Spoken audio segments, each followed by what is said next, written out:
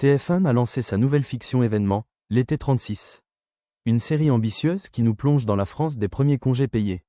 Mais après la diffusion du premier épisode, les réactions sont déjà très partagées. Certains saluent une reconstitution historique réussie tandis que d'autres dénoncent un démarrage trop lent. Alors, faut-il continuer à regarder l'été 36 ou TF1 a-t-elle raté son pari? On fait le point. Pour comprendre les réactions du public, il faut déjà revenir sur le concept de la série. L'action se déroule durant l'été 1936. Une période historique marquante en France puisque les premiers congés payés viennent d'être instaurés. Des milliers de Français découvrent alors les vacances pour la première fois. Mais derrière cette ambiance estivale et cette période pleine d'espoir se cache une intrigue plus sombre. Une enquête criminelle va progressivement bouleverser la tranquillité apparente de cette station balnéaire. Sur le papier, tous les ingrédients semblent réunis. Histoire, drame, mystère et décor d'époque. Pourtant, la réception du premier épisode est loin de faire l'unanimité. Parmi les retours positifs, un élément revient constamment, la qualité visuelle de la série. De nombreux téléspectateurs ont salué le travail réalisé sur les décors, les costumes et l'ambiance générale.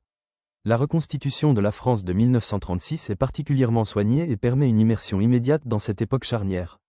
Certains spectateurs apprécient également le choix de prendre le temps d'installer les personnages et leur environnement plutôt que de plonger directement dans l'action.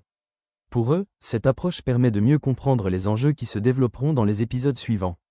Enfin, plusieurs commentaires soulignent l'originalité du contexte historique, rarement exploité dans les fictions françaises grand public. Mais tout le monde n'est pas convaincu. La critique principale concerne le rythme du premier épisode. De nombreux téléspectateurs estiment que l'intrigue met trop de temps à démarrer. Certains attendaient davantage de suspense dès les premières minutes et ont trouvé que l'enquête restait trop en retrait. D'autres reprochent à la série de multiplier les scènes d'installation sans véritable moment fort capable de captiver immédiatement le public. Sur les réseaux sociaux, plusieurs internautes ont même indiqué avoir eu du mal à rester concentrés jusqu'à la fin du premier épisode. Un constat qui revient souvent lorsqu'une série choisit de construire lentement son univers avant de révéler ses principaux rebondissements. La véritable question est donc de savoir si cette mise en place portera ses fruits dans les épisodes suivants. Personnellement, je pense qu'il est encore beaucoup trop tôt pour juger définitivement l'été 36. Le premier épisode a clairement choisi de privilégier l'ambiance et la présentation des personnages plutôt que l'action immédiate. C'est un choix qui peut frustrer une partie du public habitué aux séries qui accrochent dès les premières minutes. Mais c'est aussi une méthode qui a déjà porté ses fruits sur de nombreuses productions à succès. La qualité de la reconstitution historique est indéniable et le potentiel de l'intrigue semble réel.